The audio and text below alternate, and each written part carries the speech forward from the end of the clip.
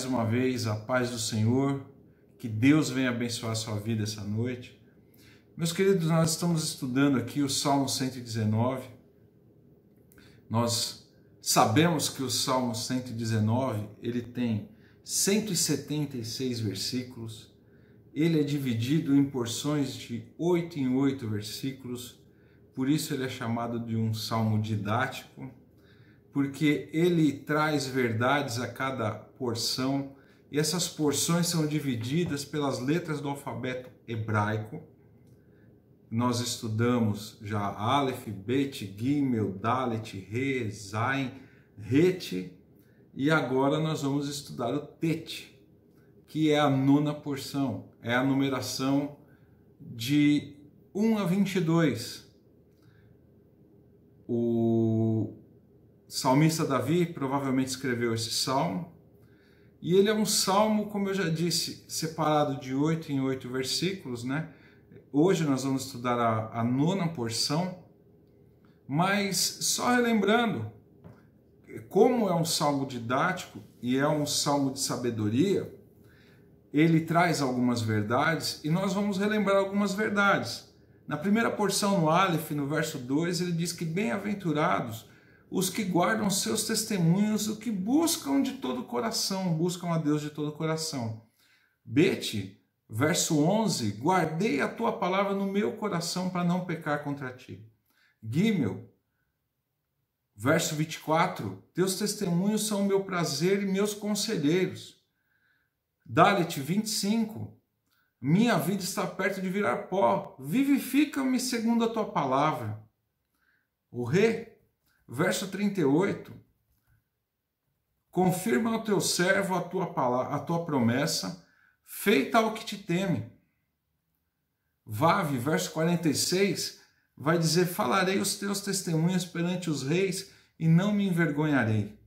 Zain, verso 53, vai dizer, grande indignação apoderou-se de mim por causa dos ímpios que abandonaram a tua lei.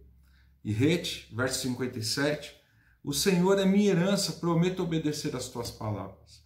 Nós vemos que, como o salmo é uma poesia, é uma canção utilizada pelos judeus para louvar a Deus, nós vemos que quando o salmista ele coloca a emoção no salmo, ele tira algo de dentro que está acontecendo com ele e traz para nós para que a gente possa enxergar em forma de poesia.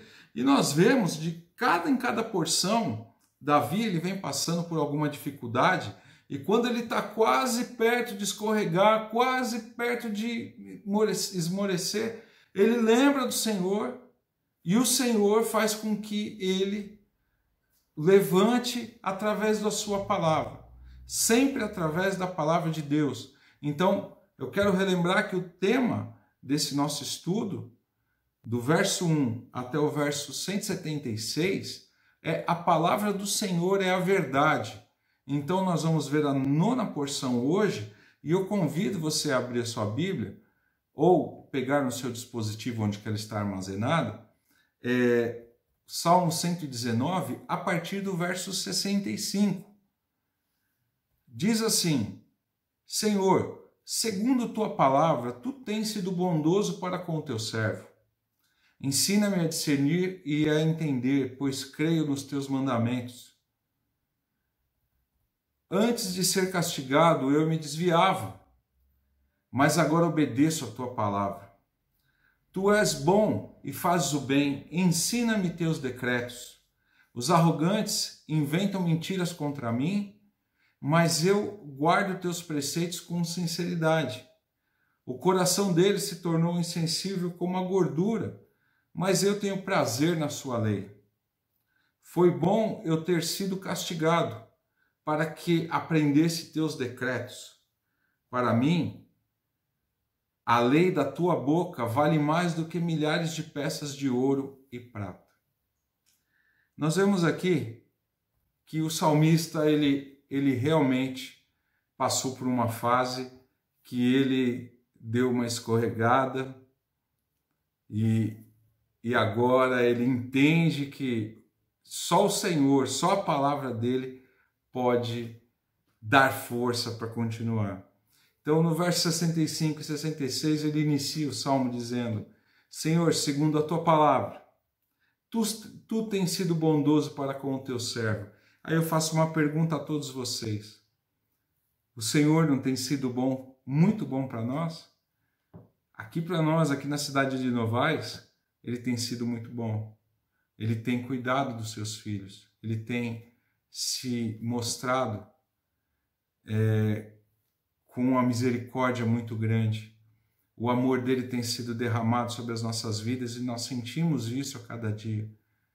Nós honramos a palavra do Senhor, a vontade dele, conforme nós temos buscado e aprendido conforme a palavra dele. E o salmista, no verso 66, ele vai dizer: ensina-me a discernir e a entender, pois creio nos teus mandamentos. Ele diz aqui que ele tem uma fé singular, porque ele confia na palavra do Senhor, nos mandamentos do Senhor, naquilo que o Senhor tem prometido para ele. Porque o Senhor nos disse que céus e terras passarão, mas as suas palavras nunca. E ele faz uma petição especial, ele diz: ensina-me. E quando nós nos colocamos humildemente na presença de Deus, e nós enxergamos que nós não sabemos nada, que só Deus mesmo que pode nos ensinar, e nos conformamos com essa ideia e entramos na dependência de Deus, nós vemos que alguns juízos nós temos que começar a discernir. Primeiro que nós temos que ver é entre a verdade e o erro. Muitas vezes nós estamos na presença de Deus e não conseguimos discernir isso. Por quê? Porque nós não pedimos para que o Senhor entre na nossa vida e nos ajude a discernir a diferença do certo e do errado. Sabe? Colocar uma verdade frente a frente a uma outra para a gente entender qual que é a vontade de Deus realmente. Se a minha verdade e a verdade da palavra de Deus ela se encaixam, se não, quem tem que prevalecer é a palavra do Senhor. Nós vemos também que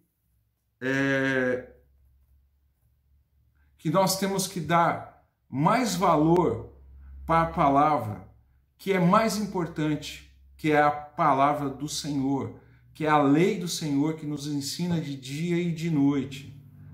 E essas verdades são mantidas corretamente quando nós aplicamos elas nas nossas vidas. Nós sabemos que comida boa pode ter algumas circunstâncias que ela pode se tornar venenosa. Porque muitas vezes a gente acha que o que nós ouvimos no mundo, as verdades que são passadas hoje, elas se parecem muito com a palavra de Deus. Mas a palavra de Deus, ela faz como se fosse um filtro, como se fosse uma peneira. Ela retém tudo que é ruim e joga fora. Ela mostra quem que nós somos diante do espelho. Ela mostra mais do que uma radiografia ou que uma tomografia. Ela é mais penetrante do que espada de dois gumes. Ela vai entre as juntas e as medulas, como o escritor aos Hebreus fala. Então nós temos que tomar cuidado que o uso da palavra de Deus hoje, ela tem sido danoso, porque pessoas estão se apropriando da Bíblia para pregar a sua verdade, não a verdade que Deus quer que nós enxerguemos. Por isso que existe uma necessidade de nós pedirmos para que Deus venha nos ensinar, que Deus venha cuidar de nós e que também nós entremos na dependência dele para saber entender qual que é a diferença do verdadeiro e do profano. Hoje, infelizmente, a grande maioria dos nossos heróis da fé estão, infelizmente, se corrompendo. E nós temos que tomar cuidado com isso, porque só a palavra de Deus é a verdade. Não é porque a pessoa, lá atrás, ele foi um homem de Deus, que ele continua sendo hoje. E nós temos que tomar cuidado com isso, infelizmente. Mas o próprio apóstolo Paulo, quando ele pregava Os irmãos bereanos, eles voltavam para casa e analisavam tudo que o apóstolo Paulo, não estou dizendo eu pregando, o apóstolo Paulo pregava, eles iam analisar nas escrituras se realmente aquilo que estava sendo pregado era verdade. E uma coisa que eu posso garantir para todos vocês, somente a palavra de Deus é a verdade. Só a Bíblia é a verdade. Tanto que o salmista, no verso 67 agora, ele fala assim: antes de ser castigado, eu me desviava, mas agora obedeço a tua palavra. Então quer dizer, antes de acontecer qualquer situação que ele sofreu as consequências por ter abandonado a palavra de Deus, ele sabia que era bom viver na palavra de Deus, com a palavra de Deus. Mas ele se desviou. E aí ele viu o perigo da prosperidade financeira. Porque provavelmente ele se desviou porque ele teve contato com coisas que ele nunca tinha tido no passado. Os bens materiais muitas vezes fazem com que nós busquemos as nossas necessidades e esquecemos de buscar o Senhor. Buscai primeiro o reino de Deus e as demais coisas vos serão acrescentadas. E nesse caso aqui, provavelmente ele deve ter se apegado a alguma coisa e ter se desviado do caminho. E ele viu que isso é um perigo. Então nós vemos que também nós temos que enxergar num paradoxo, aí, num panorama de que as três formas, as 3 vezes que ele pode ter se desviado. Primeiro, antes da aflição, ele já estava se extraviando, ele já estava desviando do caminho, o pé dele já estava tropeçando, já estava escorregando. No meio da aflição, ele começa a aprender qual que é o caminho certo. Porque, irmãos, nós que buscamos a condenação, não é Deus. Deus está sempre de braços abertos, nos aguardando ao nosso retorno. Ele é aquele Pai maravilhoso de Lucas capítulo 15, que quando o filho estava chegando, o pai saiu, correu e pulou no pescoço do filho. Esse é o nosso Deus. Sabe? E depois da aflição, você já sabe qual que é a diferença do certo e do errado. Depois da aflição, você começa a dar mais valor. Por que hoje eu dou valor no que Cristo fez na minha vida? Porque nos anos que eu passei desviado do Evangelho, eu vi o quanto eu sofri. Quantas noites eu passei em claro, buscando algo e sabia que era Cristo que faltava na minha vida. Verso 68, ele vem dizer: tu és bom e fazes o bem, ensina-me teus decretos. Quer dizer, agora, depois de passar essa aflição, ele volta a relembrar, ele sabe que Deus é bom e que só sabe fazer o bem e pede para ele ensinar os decretos dele, quer dizer, trazer diante dele a palavra para que agora ele possa enxergar de uma forma que agora ele viu a diferença do certo e do errado, e agora ele sabe que a palavra do Senhor é a verdade e ele só quer a verdade. Sabe? E isso é a esperança que nós temos para a nossa ignorância espiritual. E nós vemos aqui que quando Deus é bom e ele continua fazendo as coisas boas, ele se manifesta para nós na sua natureza, na sua providência, na sua graça. Ele derrama sobre nós a sua glória. Ele nos cobre com a sua glória. Ele se manifesta na nossa natureza aqui, ó. Você começa a enxergar tudo na sua volta. Hoje, algumas pessoas falaram: mas tá vindo uma nuvem de gafanhoto para cá, para o Brasil e tal. E parece que está tendo uma tempestade de areia, coisa que nunca teve aqui no Brasil. Eu só disse uma coisa para essas pessoas: os sinais estão aí para a igreja enxergar. Nós temos que enxergar que a volta de Cristo está perto e nós temos que estar preparados para a volta de Cristo. Então esses sinais antecedem a volta de Cristo. A volta de Cristo pode ser hoje, amanhã ou agora, ou daqui a 1000 anos, não importa, mas nós temos que estar preparados hoje. sabe? Nós vemos que essa manifestação de Deus, por ele ser bom, são moralmente boas, porque o nosso Deus é aquele Deus que nos ensina a decência, a ordem, e nos muda e nos transforma e faz como cidadãos de bem, para que nós possamos levar toda essa bondade dele, nós refletirmos para o mundo sendo luz as bondades que Deus fez na nossa vida. Então as vontades de Deus são perfeitamente boas, imensuravelmente boas, imutavelmente boas, porque não muda, e são satisfatoriamente boas.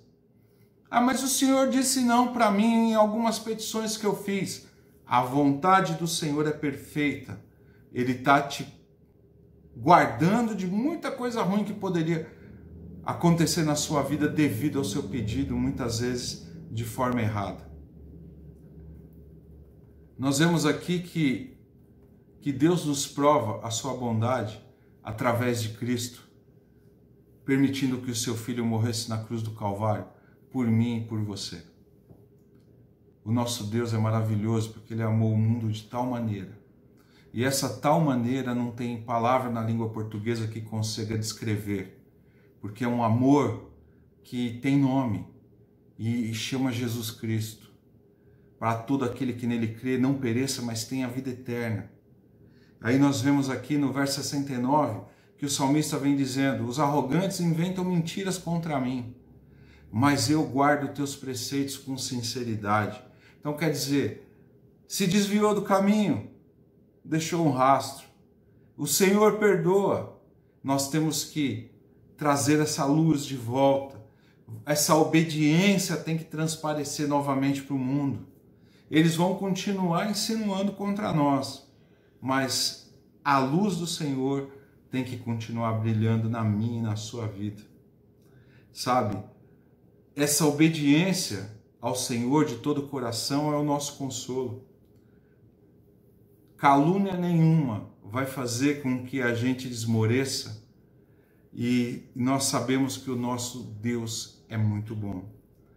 E essa resposta para o mundo, de essa luz que brilha de você, esse amor que emana de você, que Jesus depositou na sua vida, é a melhor resposta que você pode dar para esse mundo pervertido que necessita de um Salvador, para que eles conheçam através de você o Cristo Salvador, aquele que nos deu vida, aquele que nos dá vida e aquele que vai nos dar a vida eterna.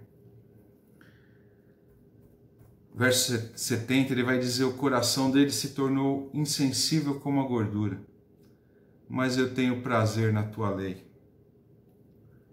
Continua a degradação, o povo continua criticando, e nós vemos aqui que essa regeneração, ela é completa quando o nosso Senhor derrama do seu Espírito sobre nós. Essa regeneração vai fazer com que nós tenhamos prazer na lei, e o coração dessas pessoas vão continuar mal, mas nós temos que interceder também para que a mesma bênção, a mesma misericórdia que nós recebemos do Senhor tem que ser derramado sobre essas vidas. Nós vemos que esses corações são doentes e precisam de um médico.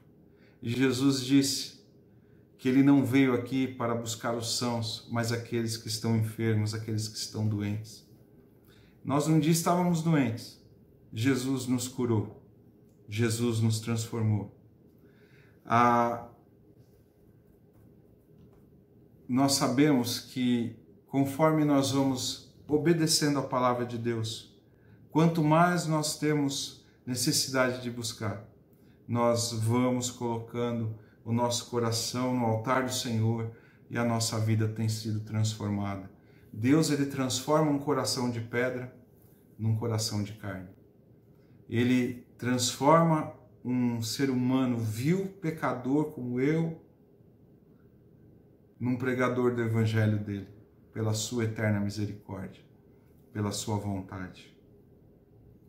Verso 71, ele diz assim: foi bom eu ter sido castigado, para que eu aprendesse os teus decretos. Aí a gente vê que no meio dessa aflição, o salmista, ele aprendeu a forma que ele tem que agir, os valores que ele tem que conservar, valorizou a palavra de Deus, tem gratidão por ter passado essas dificuldades, essas aflições, e sempre fica lembrando a Deus que com gratidão, porque foi bom, aprendeu, não desaprende mais. É o que eu falo para todo mundo, meus queridos. Eu sei o que é ver o diabo pisar na minha cabeça, eu não quero mais. Cansei. A minha vida está na mão do Senhor. Ele faz o que ele quiser, mas o inimigo não toca mais. Eu não me desvio mais dos caminhos do Senhor. Eu sei o quanto dói. Eu sei o quanto doeu para eu estar aqui hoje. E Deus tem sido muito bom para mim. E foi bom para mim ter aprendido. Porque hoje eu valorizo. E hoje eu sei o quanto é bom estar na presença de Deus. O quanto é bom ouvir a palavra do Senhor. Para corrigir, para nos exortar, nos levantar do chão e para cuidar que a nossa vida seja transformada. A gente aprende na escola da aflição, sabe? A lição muitas vezes é dura, mas ela é eficaz. Deus permite que a gente passe por tudo isso para que a gente valorize tudo o que nós temos hoje. Essa prosperidade espiritual, essa sensação gostosa de ter um Deus pelo qual se compadece da nossa dor, que está conosco no momento de dor, que está chorando conosco nos nossos momentos de dificuldade. Verso 72, ele finaliza dizendo: para mim, a tua boca vale mais do que milhares, a lei da tua boca vale mais do que milhares de peças de ouro e de prata. Meu amigo, eu ouvi um testemunho ontem de um pastor que era um ex-bruxo, que quando ele era rico, tinha muitas posses, o diabo deu tudo isso para ele. No dia que ele se converteu, que ele veio para Cristo, ele devolveu tudo aquilo que era dele, doou tudo aquilo que ele tinha para a obra do Senhor e veio para Cristo com a roupa do corpo. E ele vê, e ele disse que foi a melhor coisa que ele fez na vida, ter ido para o Senhor somente com a roupa do corpo, porque é Deus que nos dá o sustento, só Jesus que nos dá o sustento. A palavra dele, a presença dele nas nossas vidas é mais valioso de todo o ouro desse mundo. A Bíblia nos diz que quando um pecador se arrepende, há festa no céu. E não existe dinheiro no mundo que pague algo assim. As vantagens das riquezas são superadas em muito pelas bênçãos da palavra de Deus. Essa autoestima que nós temos através da palavra de Deus, que nos sustenta, que nos dá força, que cuida de nós, ela vem diretamente do trono de Deus. A palavra de Deus é melhor do que ouro e prata, porque oferece aquilo que o ouro e a prata não pode comprar.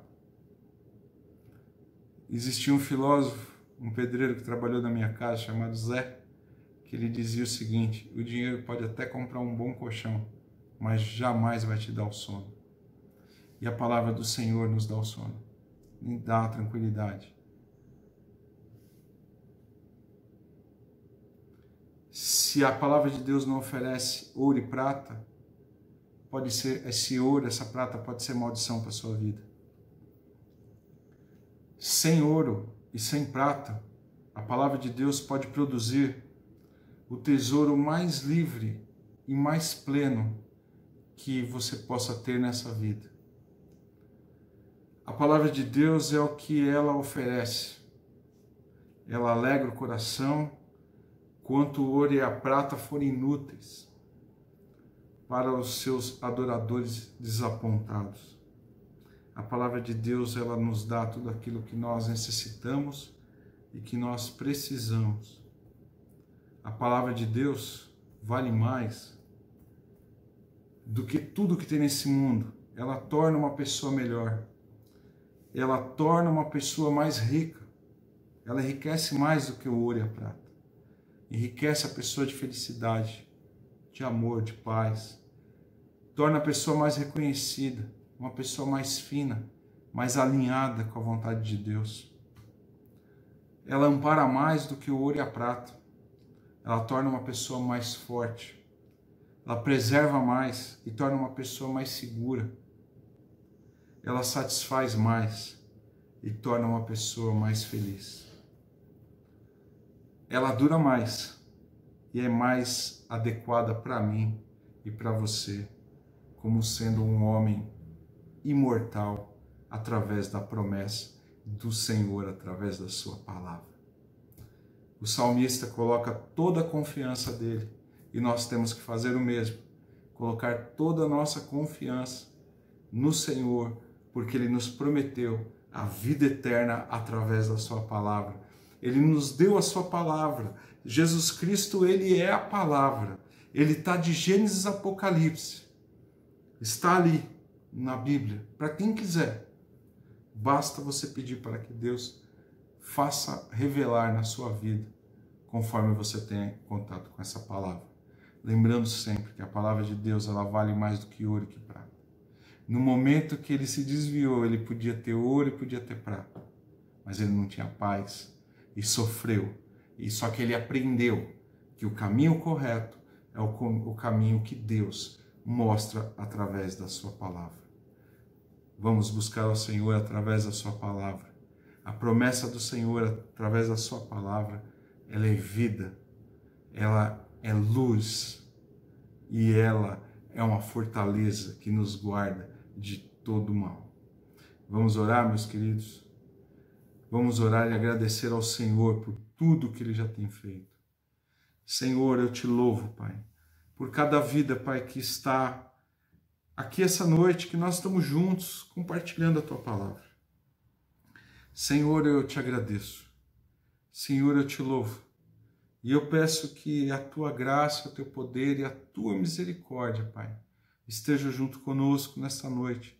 Senhor, que a Tua palavra venha transformar as vidas, Pai, que estão ouvindo, Pai, que estão participando, Pai, dessa live. Senhor, nos ajuda. Toma-nos pelas mãos e fortalece. Coloca, Pai, os nossos pés fortalecidos, Pai, na rocha que é Cristo. Senhor, cuida de nós agora.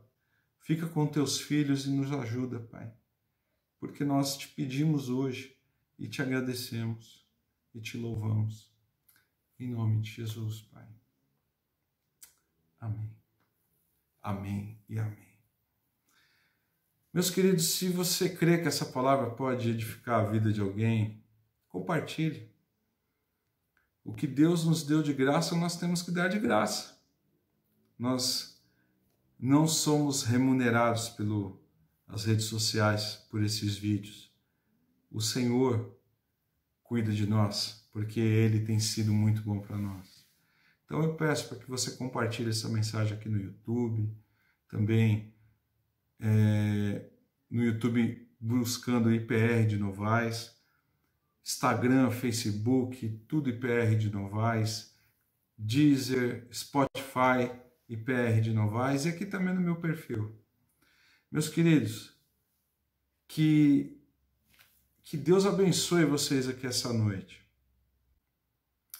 Que o Senhor te abençoe e te guarde. Que o Senhor faça resplandecer o seu rosto sobre ti e tenha misericórdia de ti.